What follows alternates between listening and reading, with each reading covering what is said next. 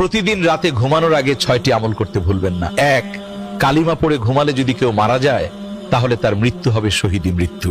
2, দুরূদ শরীফ পড়ে ঘুমালে মৃত্যুর পর দুরূদ হবে সুপারিশকারক। 3, ঘুমের দোয়া পড়ে ঘুমালে সারা রাত ইবাদতের সওয়াব পাওয়া যাবে।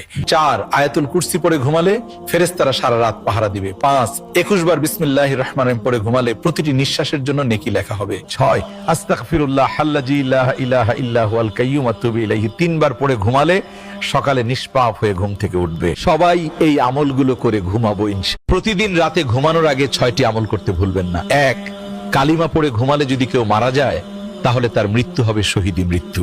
2, দুরূদ শরীফ পড়ে ঘুমালে মৃত্যুর পর দুরূদ হবে সুপারিশকারক। 3, ঘুমের দোয়া পড়ে ঘুমালে সারা রাত ইবাদতের সওয়াব পাওয়া যাবে।